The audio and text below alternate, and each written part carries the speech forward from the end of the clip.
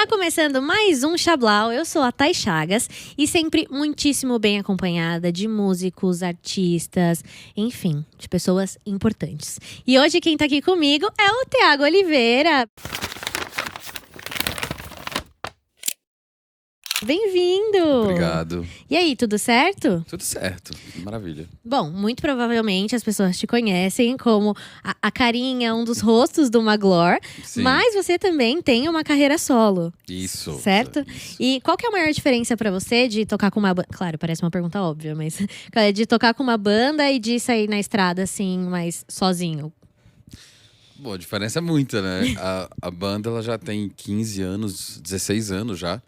E ela tem uma identidade própria, né? Por mais que eu seja parte dela, ela tem uma identidade que não é apenas minha, né? E, enfim, e são amigos de longa data, são os meus melhores amigos, enfim.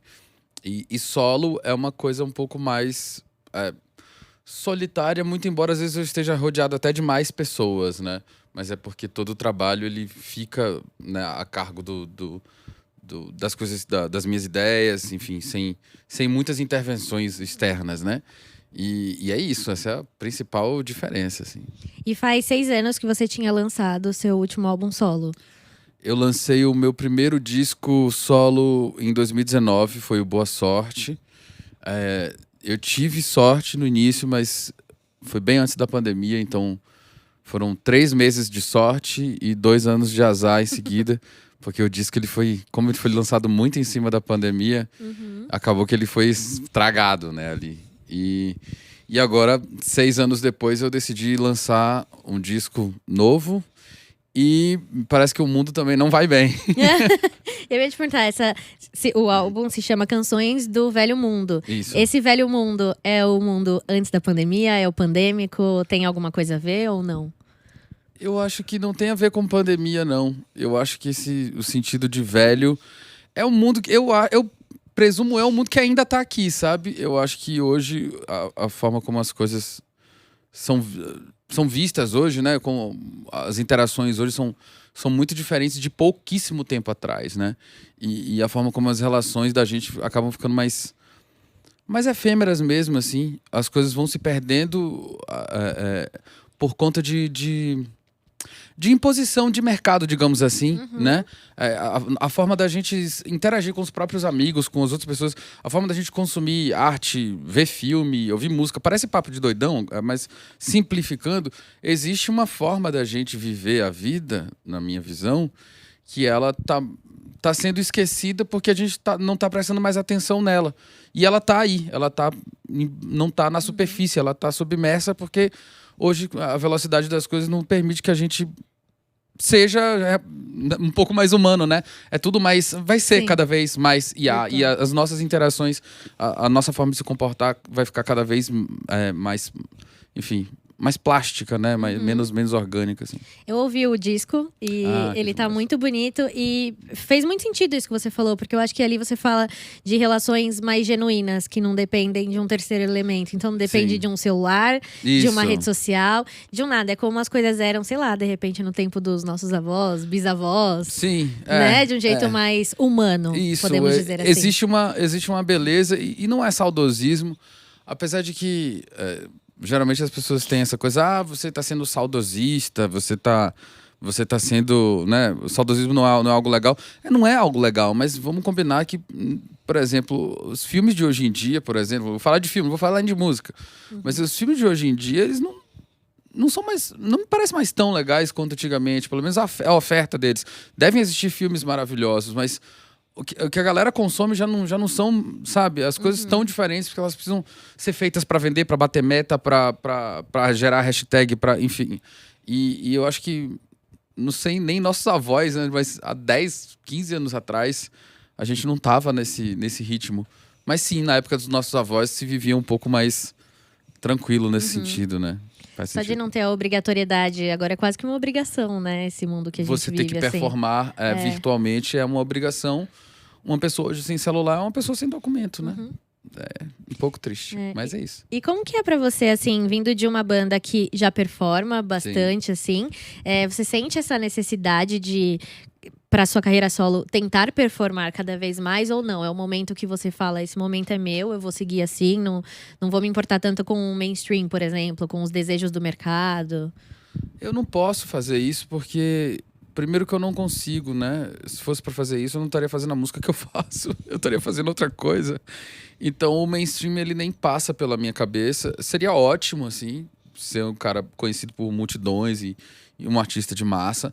Mas eu entendo que a música que eu faço e o lugar onde eu tô dentro do mercado é meio que inviável. Mas eu não faço música pra isso, né? Eu nunca fiz música pra nada disso.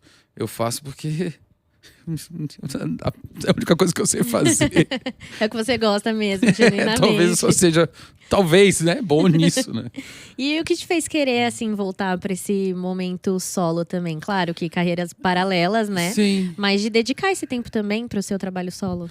A Maglória, ela me demanda muito, né? Então, a gente lançou um disco da Maglória em 2022 e eu tinha coisas ali por volta, né, daquela época ali, que já apontavam para um outro trabalho que, quando eu olhava, eu sacava que não era um próximo disco da própria banda, sabe? E que era, de novo, um trabalho meu ali solo. Ele é basicamente uma continuação do que eu fiz no Boa Sorte ali de 2019, né?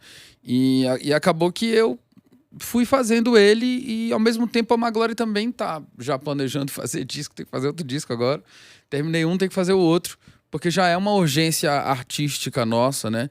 E você fala essa coisa falando de performar, etc e tal.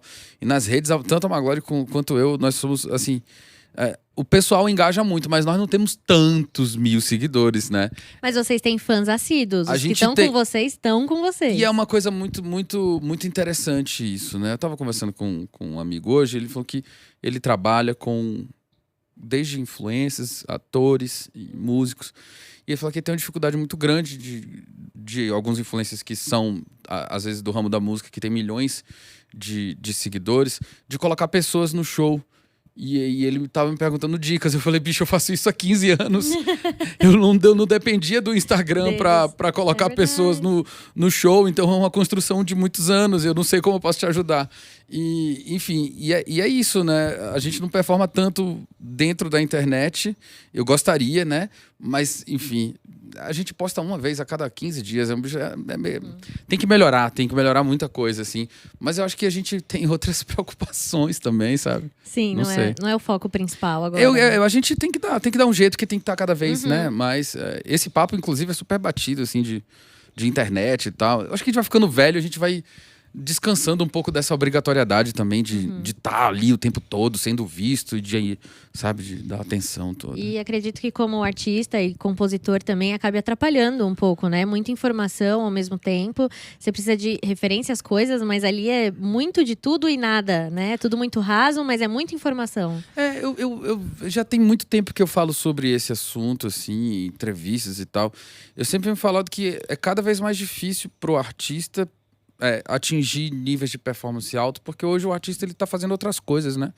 Ele não tá só se dedicando à sua criação artística, né? Ele tem que dar atenção para esse lado de internet, ele tem que dar atenção. Existem muitas distrações, né? Quando você grava um disco, por exemplo, hoje em dia, a forma de se gravar um disco, e é algo que eu sempre tive uma pira muito grande sobre como se gravava antigamente, porque eu acho que os takes antigamente eram diferentes. O cara, para gravar um disco, ele tinha que ensaiar muito bem o que ele ia cantar, sabe? Ele tinha que buscar ali nas sílabas a afinação, para quando fosse gravar, era uma fita, não dava pra... Não tem como parar, voltar, cortar e colar tão fácil quanto hoje, né? E os músicos, os artistas, eles foram perdendo um pouco dessa coisa, né? E vai ficando tudo mais, cada vez mais... Não, copia e cola, faz o take e coloca. E aí, muitas vezes, você vê o artista ao vivo, ele vai soar muito diferente do que o disco, porque no disco já não é ele muito, né? E cada vez mais o artista fica menos ele nas suas próprias criações, o que é triste, por um lado, né? Pelo outro também, é só apertar botão hoje, você consegue fazer música e gravar música. A inteligência artificial vai varrer um monte de gente, infelizmente, é a verdade. Ela vai varrer porque ela vai fazer coisas melhores, já tá fazendo coisas melhores. Tem música de IA que é mais interessante do que muita música de artistas. Obviamente, jamais citarei nomes, mas existe já isso, né? E eu tenho essa coisa de voltar pra um lugar que, tipo, bicho, vamos gravar, vamos ensaiar o take inteiro aqui, vamos tentar gravar tudo, sabe? Porque quando a gente for fazer isso ao vivo, a gente vai precisar passar a emoção pro cidadão que tá ouvindo, do mesmo jeito que a gente tá tentando passar aqui no disco. Então, vamos fazer direito. O seu álbum é uma produção independente. Foi fazendo esse álbum que eu descobri porque que o Walter Salles, que é bilionário, não pagou o próprio disco com o próprio dinheiro. Porque não dá. E eu tive que bancar esse disco. Eu decidi fazer esse disco totalmente com recursos próprios, assim. Foi tudo, enfim, do meu bolso, assim.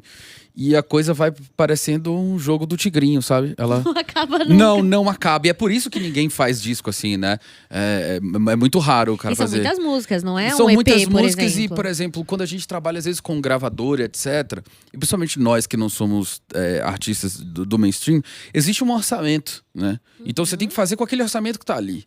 E no meu caso, não existia um orçamento. E eu fui querendo fazer coisas e sons e etc., que eu não tinha um orçamento. E, enfim, eu fui arrumando um jeito e, tipo... E agora eu tô aí. Vou ter que recuperar. Tá recuperado. Tem que recuperar, porque foi um negócio que foi um jogo do tigrinho mesmo. Quando eu vi, eu falei, meu Deus do céu, é tudo isso mesmo? Mas vamos nessa, vamos. Se é pra ficar do jeito que eu quero, vamos nessa, vamos lá. E aí o processo foi massa, no final das contas, enfim. Foi divertidíssimo, assim, foi uma experiência ótima. Não sei se eu tenho coragem de repetir de novo, né? Eu espero Mas valeu a experiência. Mas valeu demais, já valeu muito, assim, fazer um disco como eu estava imaginando e ter esse processo. Eu fiz com meu amigo, né, Otávio Bonazzi, que produziu o disco junto comigo.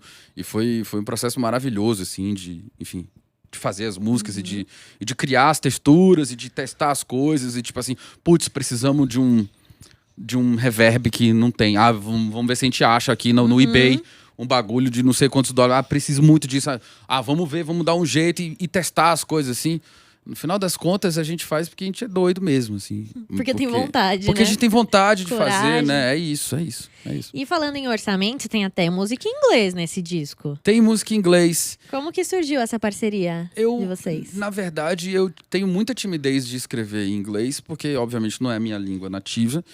E quando eu falo inglês, eu me sinto burro, porque eu perco mais da metade do meu vocabulário, né? Então...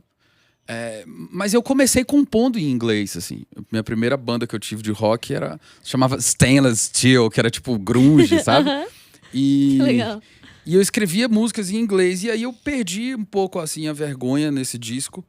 E tinha uma música que ela nasceu meio que em inglês mesmo, assim. Foi Spaceships, e eu tenho uns caras nos Estados Unidos que é uma banda que eu sou muito fã. Eles são meus ídolos mesmo, assim, contemporâneos. É a minha banda preferida contemporânea nos Estados Unidos, que é o Dr. Dog.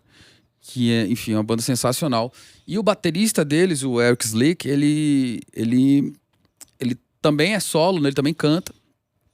E a gente se conheceu pela internet, né? O lado bom da internet, né?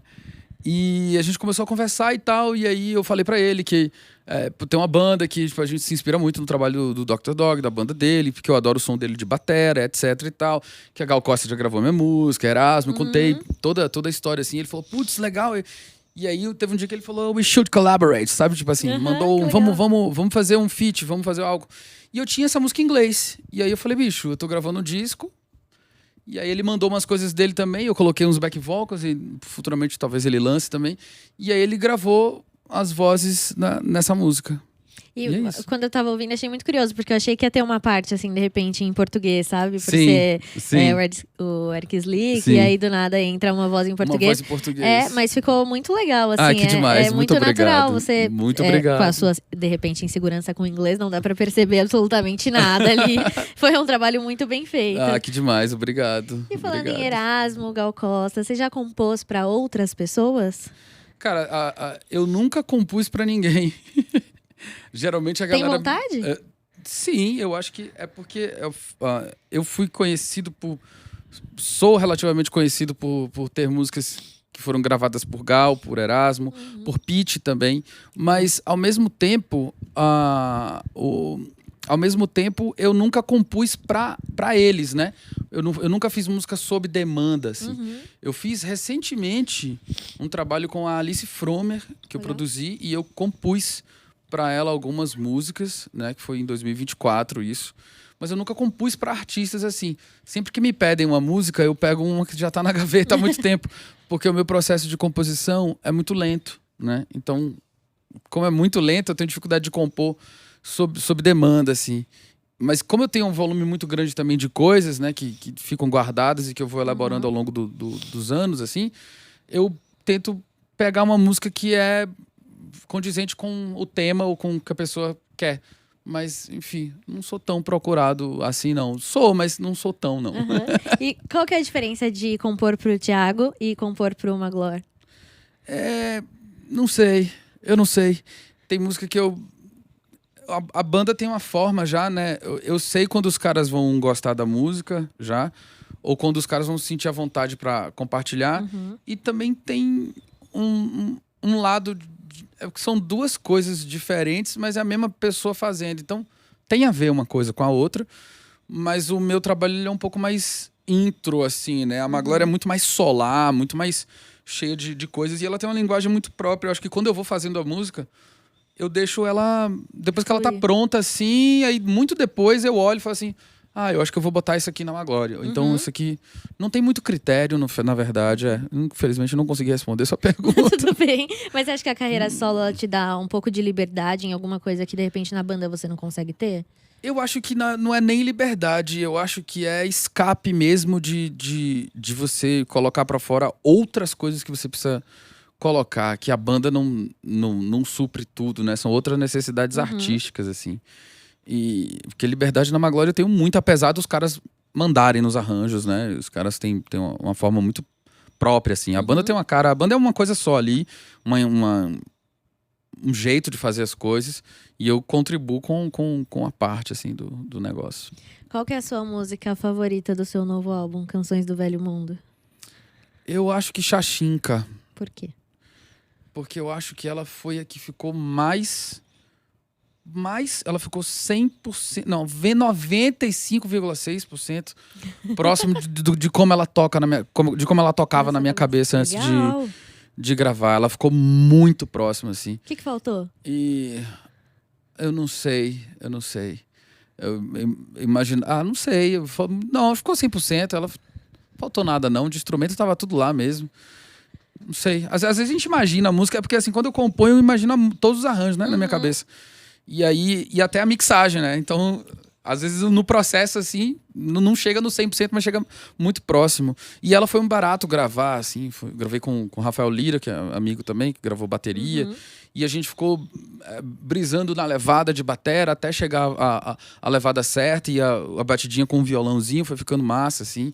E depois os violinos quando entram, assim, foi muito legal fazer ela e ver que os arranjos que eu tinha pensado não precisavam ser modificados para encaixar melhor na música, que o que eu tinha imaginado foi exatamente o que foi gravado, né? Porque quando você grava, às vezes você, putz, essa nota tá batendo, isso aqui não tá encaixando direito, e aí você tem que refazer o arranjo às vezes para encaixar. E ela foi exatamente como tava na cabeça, assim, não mudou nada. Você já sonhou com alguma música ou com alguma letra? Muitas vezes. Você acorda pra escrever? Infelizmente. Eu odeio fazer isso. Mas às vezes... E já perdi muita música também. De acordar Não lembrar. E acordar e falar assim... eu vou lembrar quando eu acordar de novo, sabe? E aí você nunca mais vai lembrar. Não vai, é impossível. E muitas vezes também já acordei e tive que fazer a música inteira. Porque tava sonhando com ela. Eu sonho muito, né? Os meus sonhos, eu lembro muito dos meus sonhos, às vezes. E os meus sonhos, às vezes, são muito longos e fazem sentido, assim, durante muito tempo, assim. Eu já pensei em escrever um curta, sabe? Também sobre coisas que eu sonho.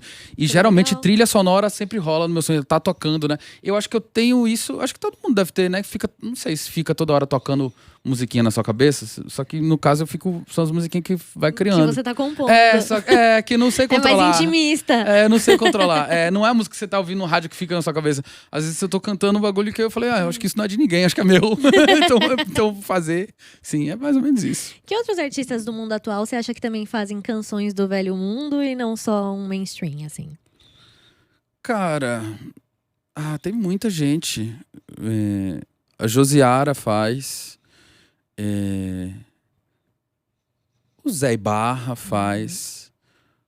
Deixa eu ver aqui mais. A Jatza Jadsa Castro, o Jingle Bells. Na verdade é só Jingle, que agora mudaram o nome, né? A banda gaúcha. Cara, o Wilco faz. O Wilco faz e faz mesmo, assim. Eles não fazem nada do Novo Mundo mesmo. É bem antigo. E eu diria que um cara que faz muito bem a transição entre esses dois é o Harry Styles. Legal. E ele faz divinamente bem isso aí. Ele consegue transitar muito bem, né? Pelos dois mundos. Sim, ele consegue pegar tudo que é velho, que é processo antigo, e colocar no que facilmente as pessoas ouviriam hoje, reconhecem como padrão de beat, de arranjo, de mix, aquela coisa super agressiva, do som super alto e super... Ele tem essa manha sem parecer farofa, sabe? Isso é a parte mais difícil, né? Ele faz com talento, né? É muito talento mesmo. Ele é inglês, eu acho, né? O Harry Styles, eu não sei. Acho que é. Quem são as suas maiores referências desse álbum especificamente? Adrienne Lenker, que é uma compositora que também faz canção do Velho Mundo, que é do Big Thief. Eu sempre tenho meus discos de cabeceira. Jorge Ben, ali, anos 70. Tropicália, ali, anos 70 também. Todo mundo, assim, já falei tantas vezes. Mas a Adrienne Lenker, o próprio Dr. Dog, o Scott McMeekin, o Eric Slick, os integrantes do Dr. Dog. Tem um cara que tem uma alcunha de Fruit Bats também, um americano, muito bom, assim. É isso, o disco tem um pouco essa vibe de Brasil, meio MPB, meio indie, bossa e essa coisa transitando, assim, às vezes entre o popular e o mais... Underground não é underground, mas o popular e o indie, assim, sabe? Ele tem essa... É o que tem bastante no seu disco. É isso. Como que é a relação dos fãs da Magloire quando eles escutam você numa carreira solo? Eu acho que eu tenho pouca conversão do público da Magloire. Inclusive, eu lembro de umas vezes que eu fiz um show solo e depois do show veio o pessoal vai tirar foto e a gente foi conversar e teve uma galera teve uma menina que teve a pachorra de dizer que não gosta da Magloire. Eu falei, ué, o que você tá fazendo aqui? As músicas são minhas também, a mesma coisa. Ela falou, não, muito diferente, eu não curto o som da Magloire. Eu fiquei meio, fã ou hater, sabe? Você gosta ou não? Tudo bem, tudo certo. Eu não sinto tanta conversão, assim. Óbvio que tem uma galera que curte, né? Tem uma galera que você converte entre os dois. E a galera adora do mesmo jeito, assim, curte a parada. E já tem um outro público da Magloire que ele não sei, ele não chega nele, ele não pira. Eu acho que a banda tem outras características que agrada uma galera e o meu solo tem uma outra característica que agrada um outro tipo de gente. Só gente diferente mesmo, né? Nem melhor, nem pior.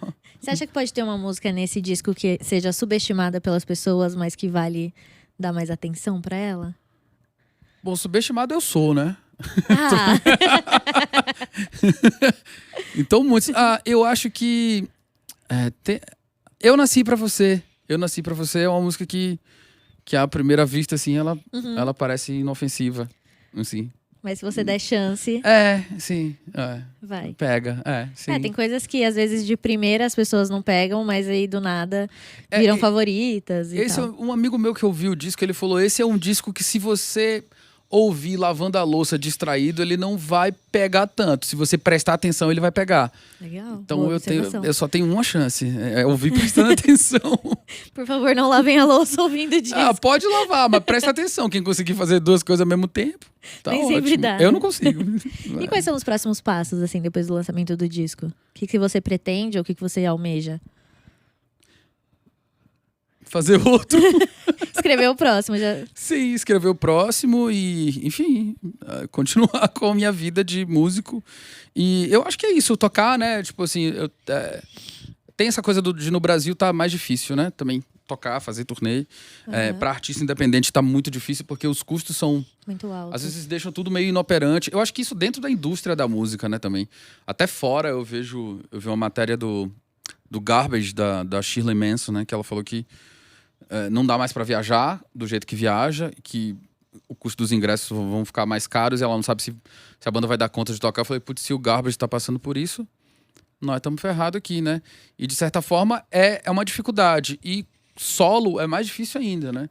Então eu quero muito conseguir fazer os shows em cidades, enfim, onde a galera pede, onde eu sei que tem um público em potencial que pode chegar lá e curtir. Enfim, é isso.